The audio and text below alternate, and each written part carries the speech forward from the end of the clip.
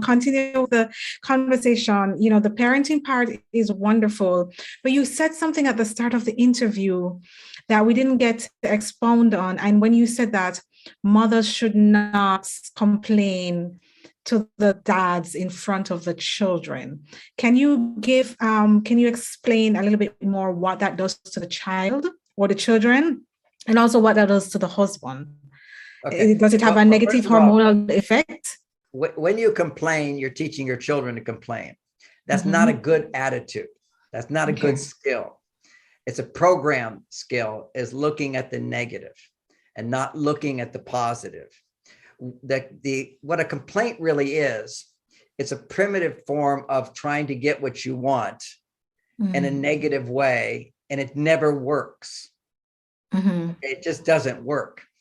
Now, you ask what it does for the relationship.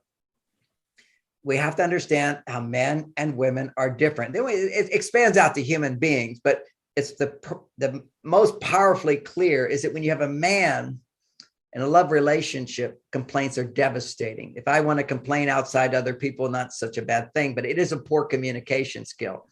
And I'll explain the alternative. See, the complaining is the default. When we're not getting what we want, we feel we can't get what we want, we go into a complaint. But every time you complain with the intention to get more, you're actually growing pathways in your brain to look at the negative rather than look at the positive. See, the brain is designed to look at both, but we get out of balance. See, we have something called very optimistic people. They're very optimistic, but they don't always achieve a lot. Okay. There's some people who are optimistic, and then there's people who are pessimistic. They can achieve a lot, but they're not happy.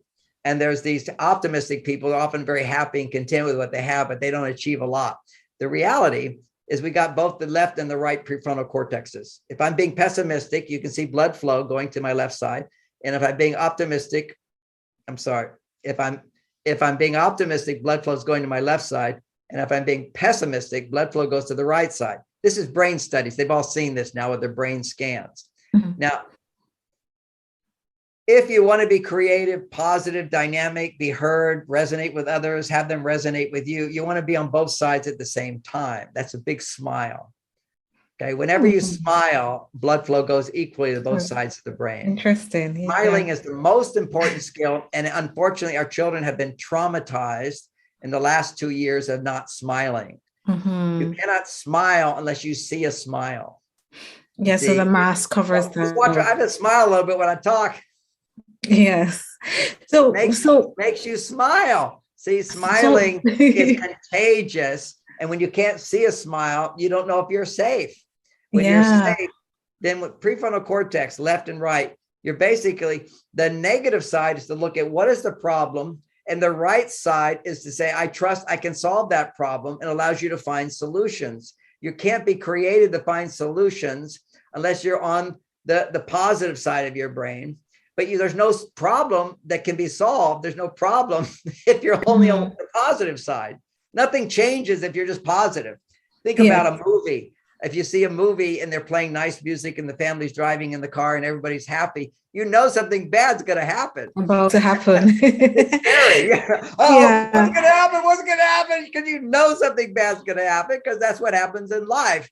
And you see, what we want is to have both the same together. The world is a horrible place, but we have solutions to all of that. Then you're in a good mood, as opposed to just focusing on the negative. So for the husband, the right, everything is about balancing. Now, in an intimate relationship, mom and dad, everything is about balance. Now, understanding this is the most powerful idea that's never been taught in the world before, to help people go to a higher level of understanding polarity, the male energy and the female energy. That's what creates attraction. You wanted to be talked today also about how to keep that spark, how to keep the romance going, not let your kids kill it. First of all, prioritize the relationship. But in prioritizing the relationship, you need to spark the romance. The romance is sparked when men are more masculine than a woman, and when a woman is more feminine than a man. Now, those are abstract terms everybody's trying to neutralize, as if, well, that's all just cultural conditioning. No, that's biology. Hormones and everything. Yes, culture can support men being men and support women being women. But the culture today does not support men being men. When a mother complains about the boy's father, this is whether you're married or he's gone, every complaint about the father cultures the little boy that masculinity is bad. The part of me that's like my father is bad and not good enough to make a woman happy. So we got a massive problem in the world today of men who can't make their commitments, can't stay with a woman. You see, that they basically don't trust that I can make her happy. I can continue this relationship. And why can't I make her happy? Because I'm not good enough inside. And she'll see me as not good enough. And so as soon as she just says, hey, you forgot to do this, it pushes that button of pain. The pain of his father goes into the son, and the pain of the mother of feeling he's not good enough for me goes into the daughter, and the daughter doesn't learn to trust the man, and the boy doesn't learn to trust himself. No. It's like very hard thing. So for the dad, you said it has a negative impact. So on a hormonal level, a man comes home and all his wife does is complain about this and that, and he's hearing that on a regular basis. What does that do to him? It knocks his testosterone down. Testosterone, men need 10 to 20, men need basically 10 times more. And look at any hormone test. This is all known. Nobody's just applied it to relationships as I do. And once you do that, a world of insights come, which is why I have so many books. But once you look at testosterone is the biological difference. Men need 10 times more just to feel good and 20 times more to feel romantic. Okay, now that's the biology. Now, women on the other side, their bodies primarily make estrogen and progesterone and a tiny bit of testosterone compared to a man. Because a man, he's romantic, he's making 20 times more testosterone. Well, what's a woman making when she's feeling romantic and loved and happier than anybody else can make her? That, oh, is just so excited. Okay, that positive feeling, she's making 20 times more estrogen than a man. You're making 20 times more just to be happy. You know, you're happy right now talking to me. You're making 10 times more estrogen than me. This is biology. And if your estrogen levels are down,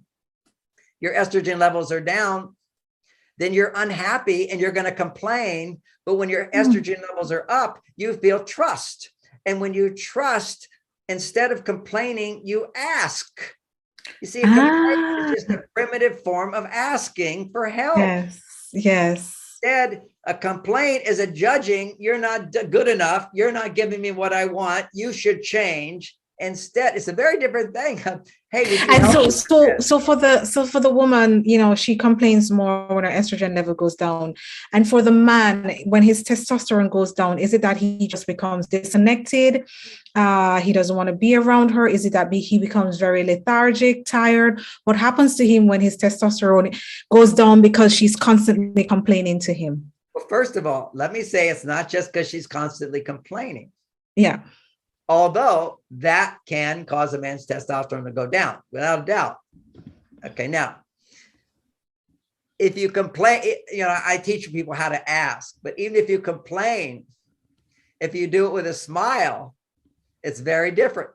There's two sides of the brain. Yeah. Again, a smile is two sides of the brain. Yeah. See, right now, your brain is in harmony. When you went, yes. See, that little aha, you know, the experience of is awe.